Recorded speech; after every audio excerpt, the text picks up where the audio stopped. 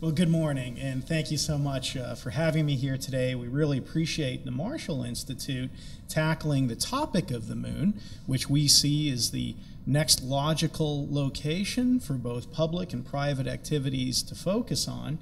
And quite frankly, I'd like to go to the moon this time since it just snows less than it does in Washington, D.C. these days. So, what I'm going to tell you a little bit about here is Bigelow Aerospace and the technology that we're developing that could protect and sustain a presence on the moon, and then get into the legal environment that we need to protect and sustain the investments that would make such developments possible. Going to go very quickly, a lot to get through here, so let me apologize for that.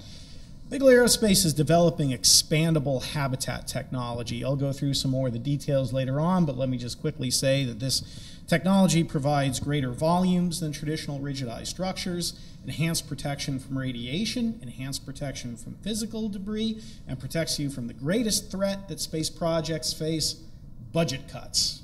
Much worse than asteroids or radiation. We can implement these systems for roughly 10% of the price of a traditional habitat. However, while the idea was conceived of by NASA, it never really got much past the PowerPoint stage, so we had to really begin from square one at Bigelow Aerospace, and we began with the launch of a series of subscale demonstrator modules to prove and validate the technology. We hired a Russian/Ukrainian company, ISC Kosmotros, to launch our spacecraft.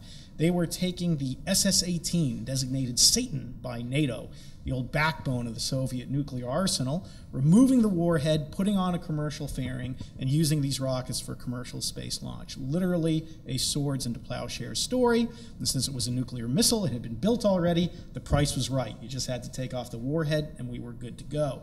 What I'm going to show you is a quick video from the launch of Genesis 1, which took place on July 12th, 2006. And this was a video at our North Las Vegas headquarters. 4, 3, 2, liftoff. We have liftoff of the Neper launch vehicle carrying Genesis 1. The Russian launch went very well. They placed us within 400 meters of where they were predicting us to be, which is outstanding. Nobody could ask for anything better than that. Aerospace history was made by a local company this morning when an experimental spacecraft blasted into orbit atop a Russian rocket. We've got some great news. It is healthy, it is alive, so.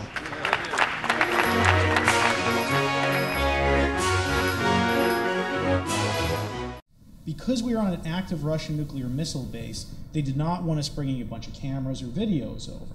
So the Russians gave us a recording of a previous launch from Bigelow, and that's what you just saw and what we played for the media.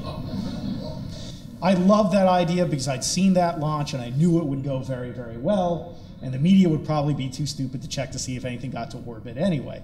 What you have in your upper right-hand corner are actual stills from the launch of Genesis 1. As you can see, there's a lot less around an actual Russian nuclear missile silo than there is at Bigelow. As you heard on the video, the launch went extraordinarily well. They got us to within 400 meters of a desired orbital injection point, but it's a nuclear missile, so it's got to be accurate. And we even made the cover of Aviation Week afterwards. This is one of the first videos we got down from Genesis 1. If you want to picture the spacecraft, it's roughly 10 feet in length, 6 feet in diameter, fully deployed. When we get these images, there are suites of cameras on the tips of the solar arrays. These are the forward arrays pointing downwards. That's Namibia going by in the background. And of course, the real purpose of Genesis 1 was to test and prove that the envelope would leak rate be, etc. And the leak rate was literally in the noise throughout the entire mission. That we're only guessing as to how long these things can stay fully rigidized and deployed, but let's just say you'll be dying of natural causes before you have to worry about the leak rate on Bigelow systems. They're extraordinarily robust. Due to the success of Genesis 1, we were able to push forward even further with Genesis 2. We increased the inflation diameter from roughly 6 feet to 8. tripled the amount of sensors and videos and cameras for everything on the system, and even developed some subsystems on Genesis 2 that we did not have on Genesis 1 because Genesis 1 was again focused on the superstructure. Because of that, the system gained weight. Genesis 1 clocked in at about 2,600 pounds. Genesis 2 was closer to 3,000. Due to the fantastic job that the Russians had done, we hired them again to launch Genesis 2. And frankly, one of the greatest victories of that program was that we were on the pad ready for launch by June 28th, 2007, less than a year after the launch of Genesis 1, which, you know, in aerospace terms is very difficult to do. Unlike our own export control policies, the Russians believe in a sensible strategy. And as they got to know us, all of a sudden the security requirements got thrown out the window, and we traveled with a CNBC television crew who did a whole piece on the launch of Genesis 2, an excerpt of which I'm going to show you now. To pursue his dream, Bigelow had to travel to the most unlikely place, thousands of miles from his Las Vegas home.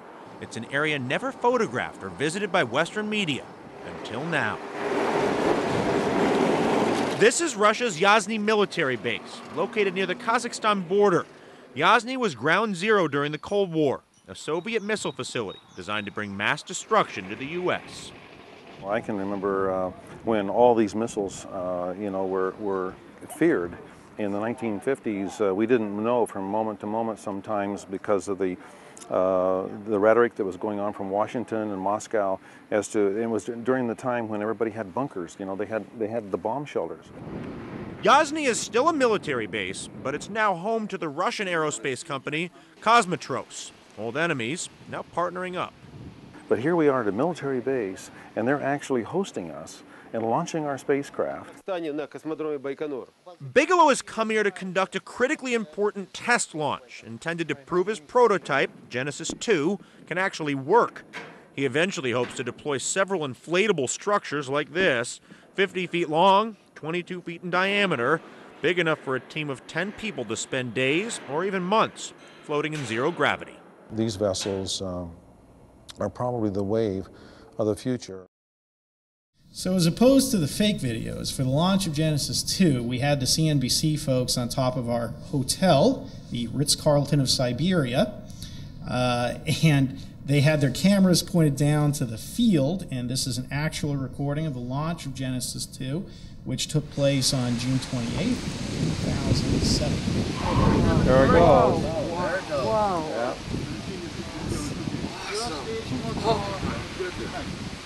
Wow. Awful. Oh my God. That's great. That's great.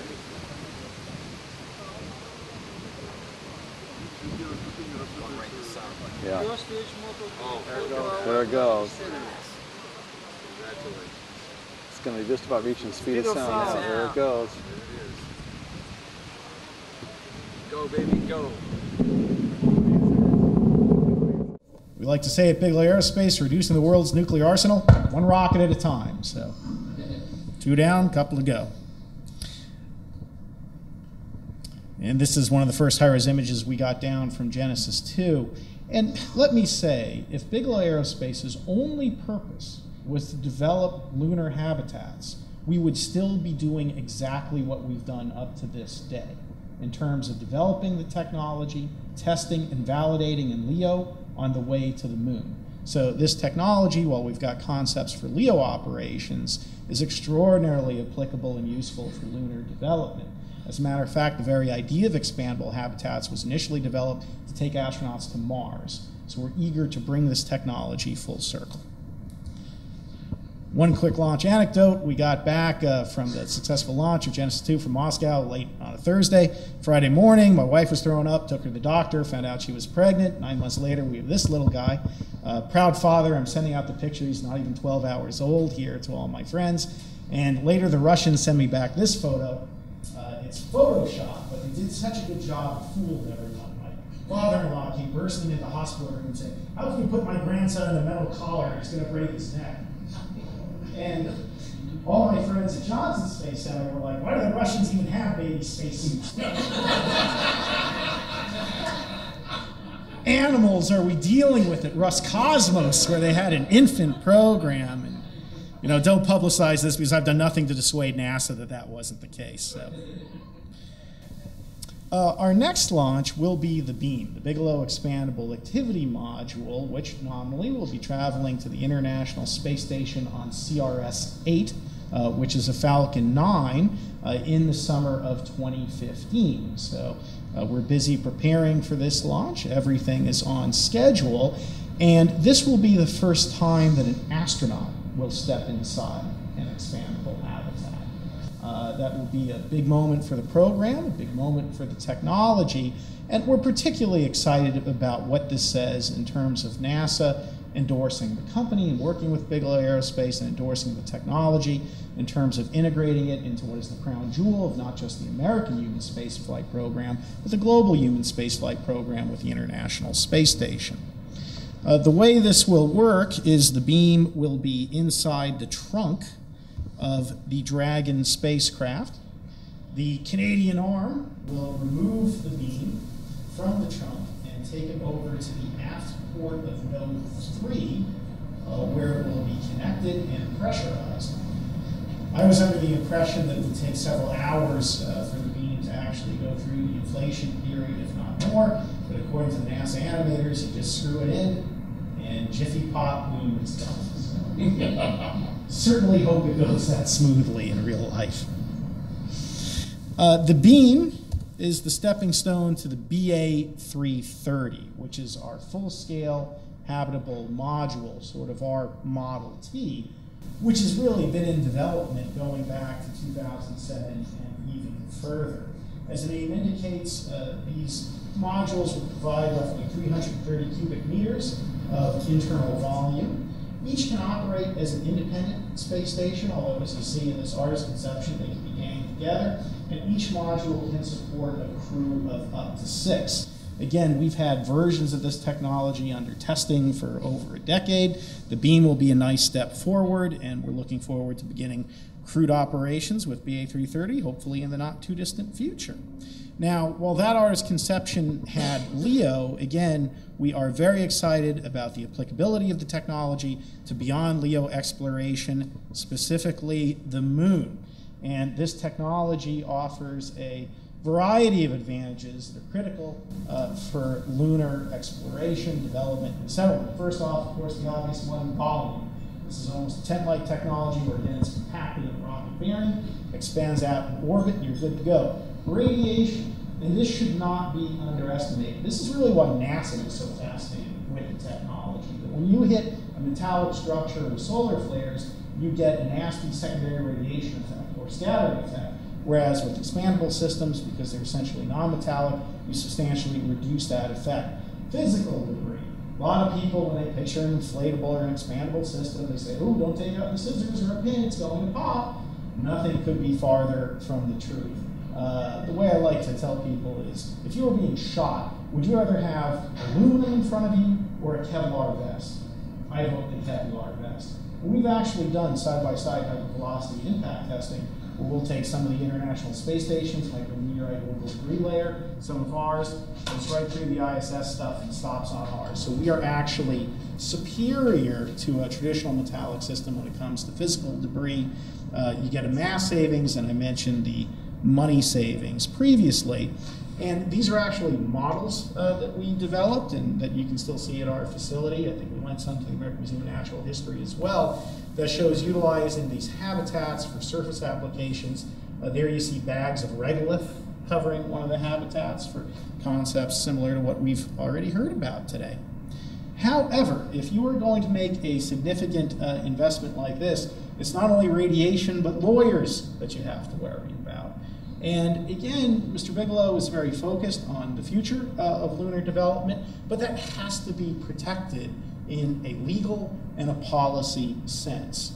And the challenge that we face at Bigelow Aerospace is, how do you even begin this conversation when you have an international treaty that prohibits national appropriation, and you have a domestic regime that does not have an agency with authority to grant extraterrestrial property rights.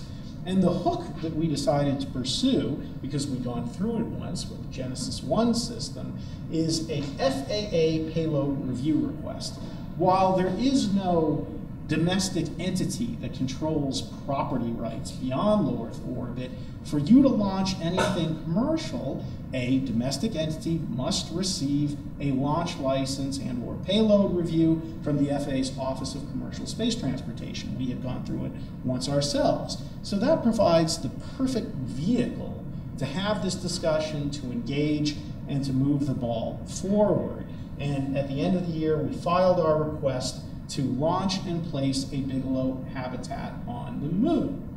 And to be clear, there are a wide variety of policies and laws that say that the government should encourage private sector investment in commercial space systems, should create a clear legal system for commercial entities to operate in, and obviously responding positively to Bigelow Aerospace's payload review request would be in keeping with all of those laws and policies. Another misunderstood example of what we're dealing with is a lot of people say, well, you can't do any of this because of the Outer Space Treaty. We would argue that what we're asking for, and let me be clear about what we're asking for here. Bigelow Aerospace in our payload review really wants two things, and I'm paraphrasing here. One, approval to launch the habitat to the moon, and second, that when we deploy, that at a minimum, we can enjoy non-interference, that there will be a zone of operation, that Bigelow Aerospace will be able to conduct activities without fear of interference from other domestic entities licensed by the FAA's Office of Commercial Space Transportation. At a minimum, if you're an entrepreneur investing in these sort of systems, that would seem to be the least that the government can grant you.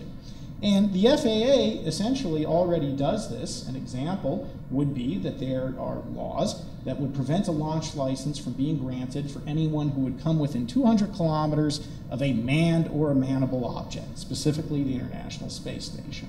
All that we're requesting is that the FAAST continues to abide by its obligation to maintain safety and security in LEO orbit or wherever, to protect America and make sure that there aren't problems. And again, in regard to problems, and this gets into the treaty, we're not planting a flag and saying, oh, we claim this territory in the name of Bigelow Aerospace or even America.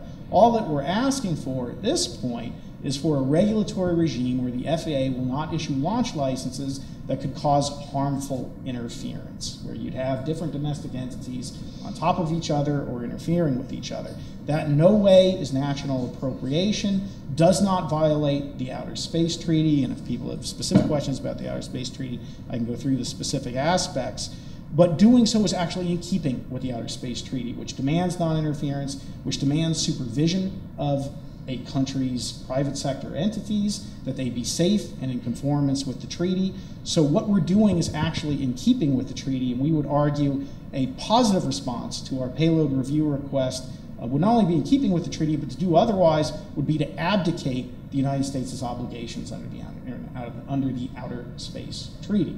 So for both domestic law, for international law, the answer should be yes. And this will at least create some momentum to provide assurance to entrepreneurs that are willing to spend a substantial amount of money that it takes to develop these systems. And hopefully we can return to the moon. So happy to take any questions.